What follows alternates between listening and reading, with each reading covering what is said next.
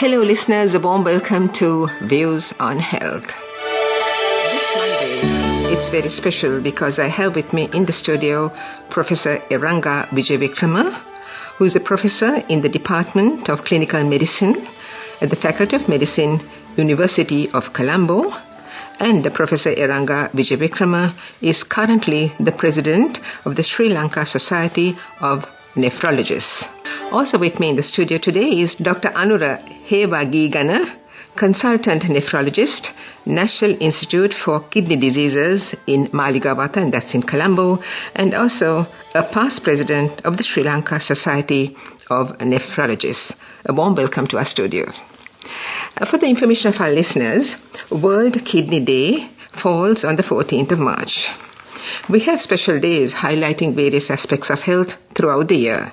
And at that point in time, there's a lot of focus on that particular ailment or that particular organ in the body. How the professional deal with it is what is highlighted.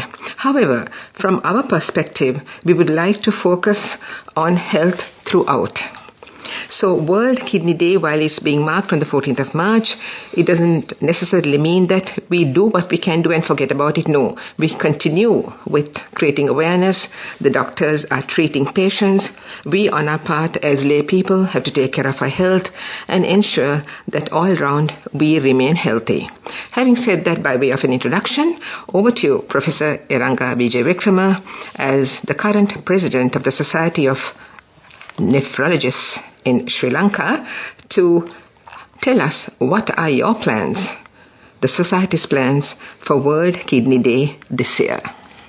Okay, thank you first for inviting me to this particular program. So basically, the World Kidney Day is kind of celebrated every year. It's been celebrated all over the world. So I think the most important aspect, this year what we thought was to educate the public on prevention of kidney diseases and basically how they can promote kidney health. So that was mainly our focus this year. So this is actually part of that program, addressing the public through various media channels. And also we are planning to hold a kidney walk on the 17th of March, which falls on a Sunday. So basically these are the kind of main activities we are planned for this year. Just going on from what you told me, how bad is the situation in Sri Lanka in terms of people presenting themselves with the ailment? So, Fatima, all over the world, kidney disease is becoming more of an epidemic right now. So that's mainly because of the increase in the number of people with diabetes and high blood pressure. So those are the main risk factors for kidney disease anywhere in the world, and the situation is the same in Sri Lanka. And in fact, in South Asia, which includes Sri Lanka, our population is more prone to get diabetes and hypertension. In fact, we did a study a few years back in Colombo, and we have noticed that almost 1 in 3 adults are having diabetes, and also close to 40% are having high blood pressure. So that means these risk factors are very prevalent in the country. It must be the same in most part of the country. And we expect, so these are the risk factors for kidney disease. So therefore we expect the numbers of kidney disease also to go up in the future. And if you want me to kind of give a figure, roughly around 1 in 10 people all over the world, they have kidney disease, and especially chronic kidney disease. So that's the situation in the country. Dr. Hewageegana, can I ask you, in the day-to-day practice, you have patients coming, obviously, and you're in a specialized kidney, like a designated hospital, and taking on what Professor Wijewickrema said, diabetes and high blood pressure are also causes that lead to kidney diseases. So every patient who you see does have either one of these or both these ailments. The NCDs talking about. Yeah, they most of them have both. Like not only the NCDs, Now, for the chronic kidney disease, there are other risk factors. So basically NCDs. So most of them are diabetics, and majority of diabetics will have hypertension also as a core risk factor. There are other causes like obstructive causes like kidney stones, prostatic enlargements, some infections, toxins, and genetic diseases, plus immune-mediated kidney diseases. We call them glomerulonephritis. So those are the causes. So it's a full profile. In the spectrum, the NCDs get the majority. So obviously there is a combination of all these, or most of these in most patients. Yeah, basically the NCDs are common. Now they don't have only one disease. The profile is that they will have more than one NCD, and some of them will have other conditions that I told. So it may be a combination of risk factors. So considering these risk factors, what is the age group? Professor, could you just tell us, by and large, that you see more patients in this particular age group, gender-wise? Yeah, so essentially, basically we need to focus on, there are different types of kidney diseases, and I think the main focus would be to prevent chronic kidney disease. So essentially it's a chronic process. So the risk factors have to be present for a certain period of time for them to get the kidney disease. So if you say diabetes and hypertension, usually the disease is present in the patient or individual for about 10-15 years before they get the kidney disease. But saying that, having said that, but you know that sometimes most of these patients, sometimes even they don't know they are diabetic or hypertensive. So that doesn't mean that you have to wait until after you are detected as having high blood pressure or diabetes, you have to wait for 10-15 years to get the disease. Already you may be having. And so coming back to your question, so the age, so basically we are looking at people who are beyond middle age, middle age or elderly people. Those are the individuals who are generally having chronic kidney disease. But again, some people are, having this hypertension, diabetes at a very young age, and they can get the disease at younger age group. And also, as Dr. Hewageegana said, there are other types of kidney disease like stones, other risk factors like glomerulonephritis. So they occur in younger people also. So there's no particular age group, but they are more prevalent in middle age and elderly people. Gender? Generally males are more in number compared to females, because some of these diseases are more prevalent in males, but we see more or less equal kind of proportions at the moment. Please correct me if I'm wrong, but from what we have gathered, once the disease sets in, there's no reversal. Am I right or wrong there? Yeah, in the chronic kidney disease, it is relentlessly progressive. The definition itself is defining that chronic kidney disease is a chronic process. When it gets going, it progresses at various rates depending on the intensity of the risk factors and depending on the level at which they are being corrected by the patient himself and with the aid of the physician. So, if you want to retard the progression, you have to identify the risk factors and correct them. A question that I would like to ask you is, we know we have two kidneys. Do both kidneys begin to get affected? Or is it one kidney that starts and then goes to the other one? Or one kidney actually gets really bad and then goes to the second one? Could you just explain that? It'll be good to know. Now, when it comes to a systemic disease causing kidney diseases, both kidneys do fail. There is no reason for one to get unaffected or being protected.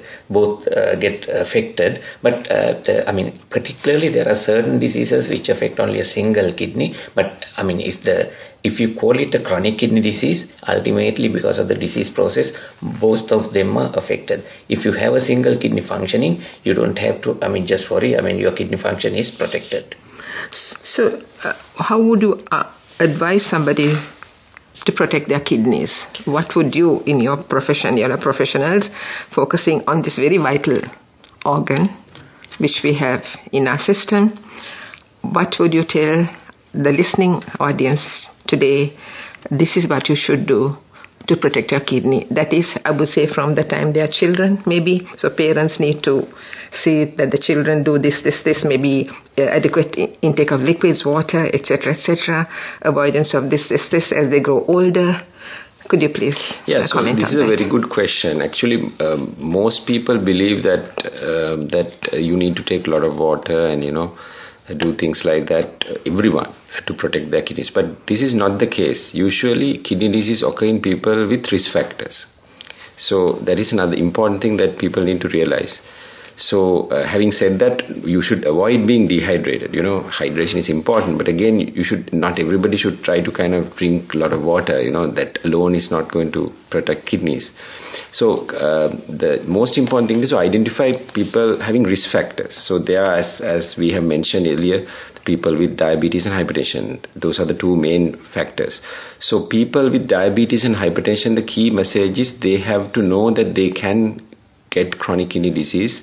So they need to be careful. So most important thing is they need to make sure that they control their diabetes and high blood pressure. So in other words, they have to follow the lifestyle modifications, the doctors and consultants' advice on that. Plus, they have to adhere to medications that have been given to them, and make sure that their control is maintained. So that's the most important factor. And of course, then from time to time, they have to check their kidney functions and check whether they have got kidney disease. So we think we see that as the two main kind of pillars in kind of trying to prevent people getting kidney disease. I'd like to focus on your point on getting yourself checked. At what point in time in one's life should one do that? And how does one do it? Yeah, so essentially not everyone needs to get their kidneys checked. So that's the other important thing. So no need, if you don't have these risk factors, and if you don't have any kind of, if your doctors have not told you that you are at a risk of kidney disease, not everybody needs to check. People who have to check their kidney function is the ones that I've told, the people with diabetes, high blood pressure, and also some of the other things like previous kidney disease, stones and things like that.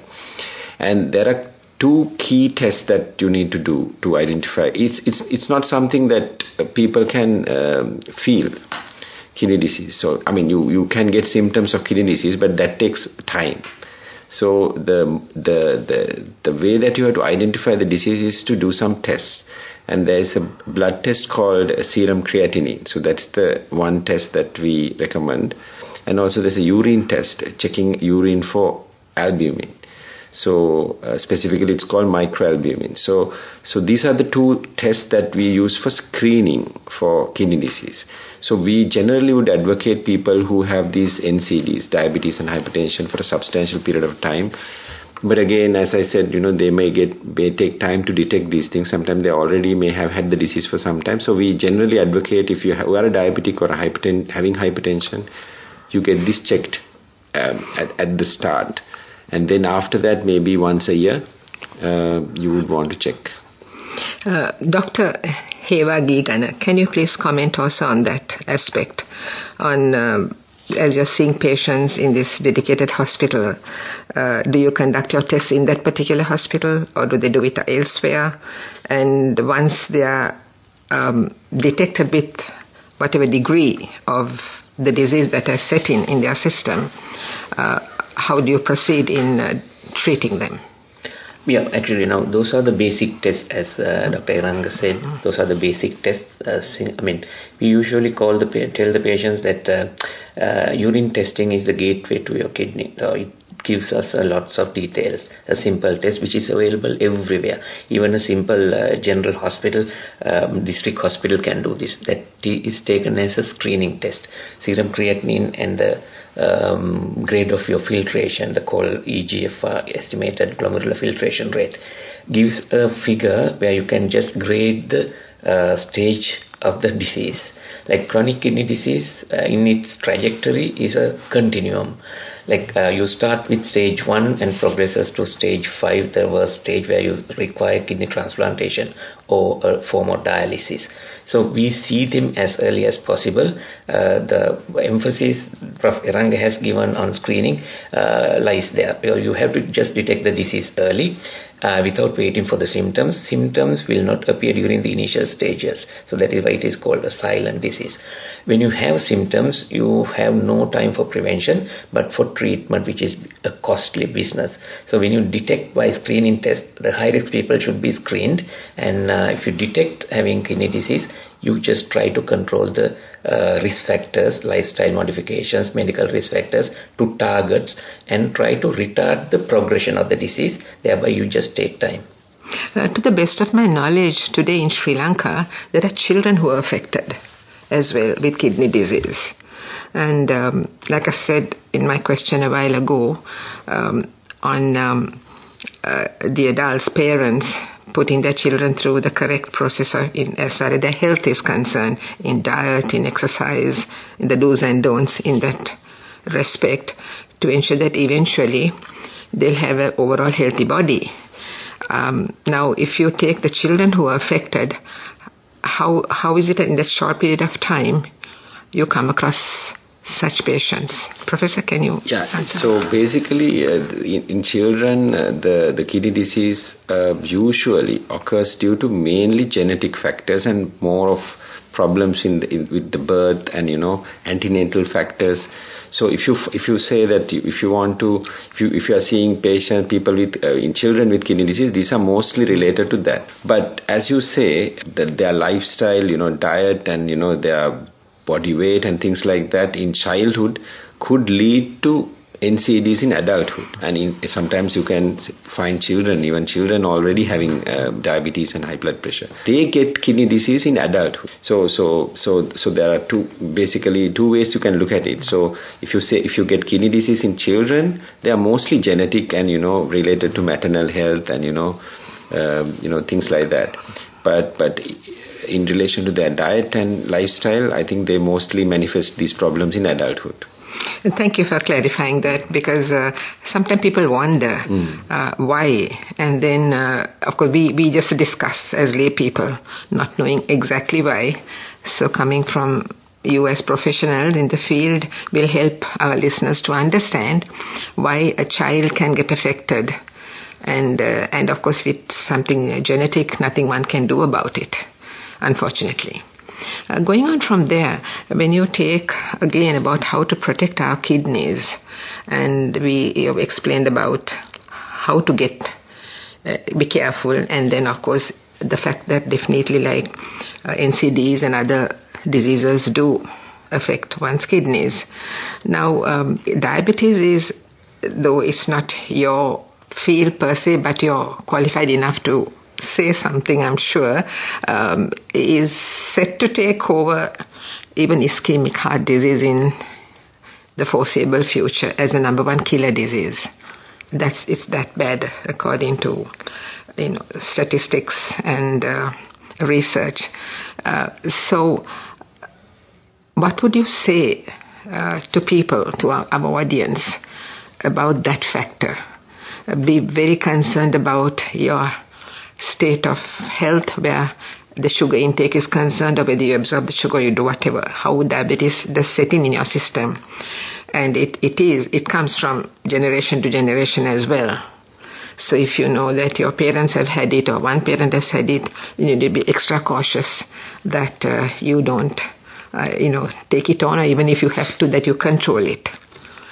You could advise our listeners on that. I would appreciate it from both of you professionals on that. Yeah, so I can start. So basically, the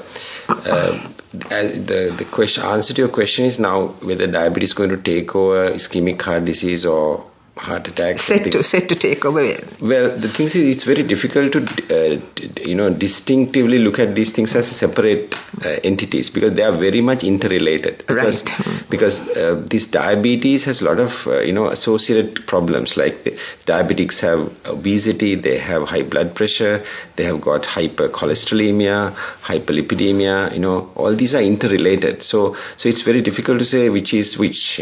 So they are all connected.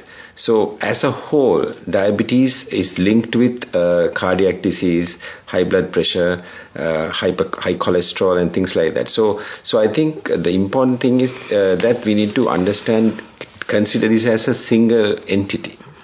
And the next thing is when it comes to prevalence of diabetes, then because it's going up.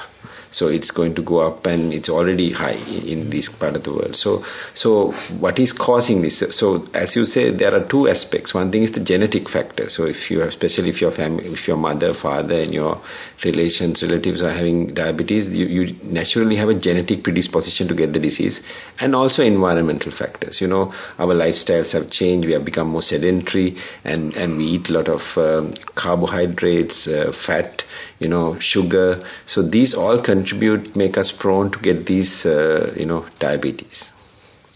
Yeah, the direct link to your question is that you just try to connect diabetes with heart disease. Yeah, that is true. We know diabetes is considered to be a metabolic disease where all blood vessels get affected, your large blood vessels, small blood vessels.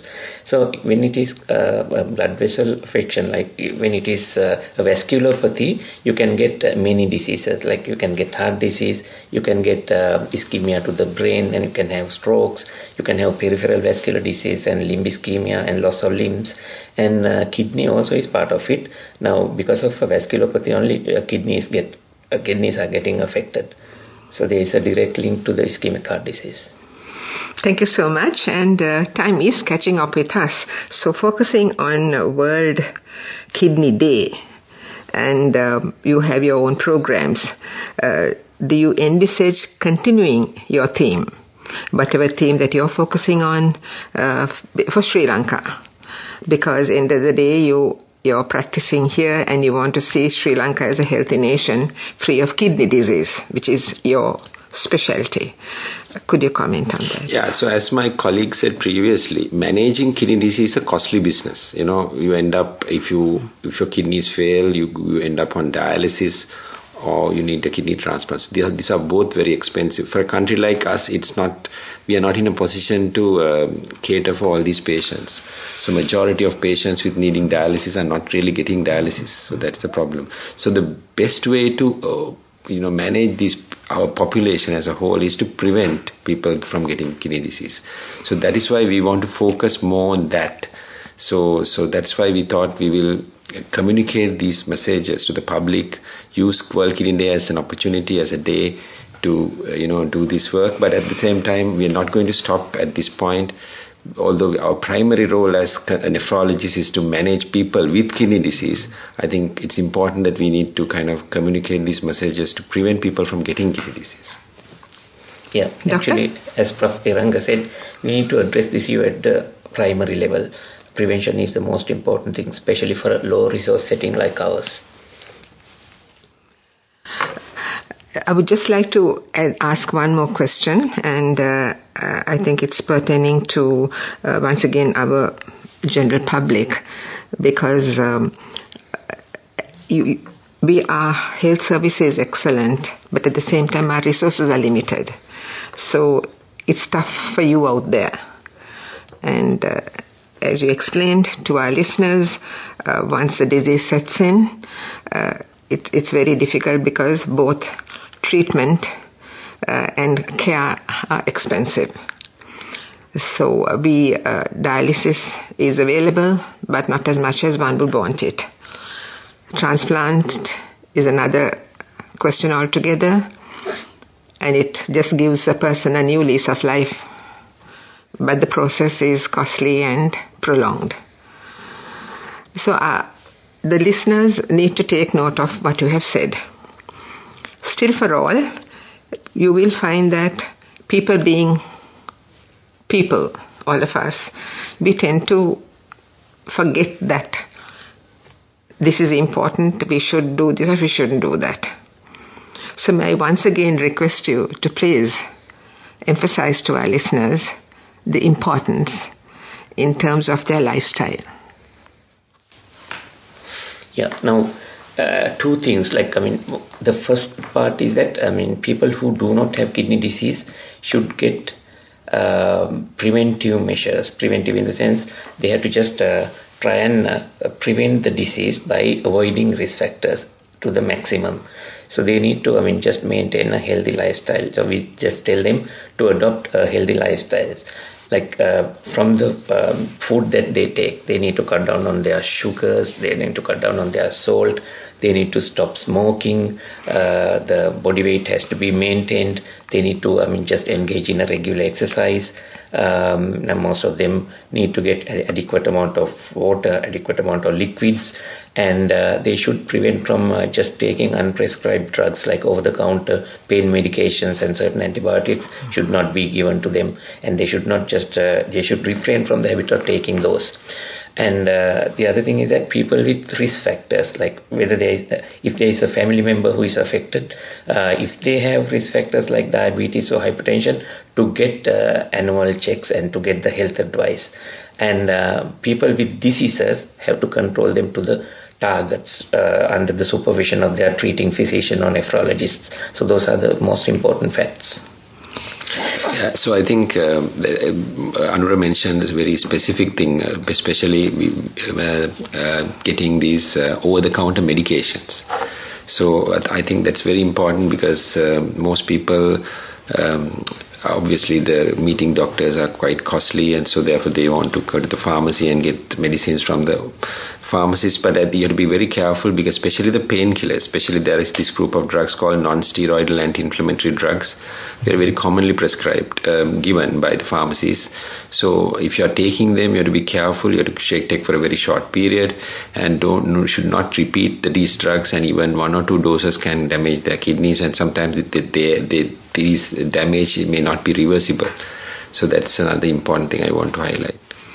Thank you so much. And with such good advice from 2 professionals in the field of nephrology, we end this interesting program on how to protect your kidneys, and to mark World Kidney Day, which falls on the 14th of March. Thank you so much to you, Professor Eranga Wijewickrema, Professor in the Department of Clinical Medicine, Faculty of Medicine, University of Colombo, and the current President of the Sri Lanka Society of Nephrologists, and Dr. Anura Hewageegana, Consultant Nephrologist, National Institute for Kidney Diseases in Colombo, and also a past president of the Sri Lanka Society of Nephrologists. Thank you so much for sparing your valuable time to be with us on the program and sharing these valuable insights with our listeners. Thank you very much. Thank you for inviting us. My thanks also go to Inoka Gamage for technical assistance. I'm Fatima Razikada saying good night and looking forward to your company next Monday, same time on Views on Health.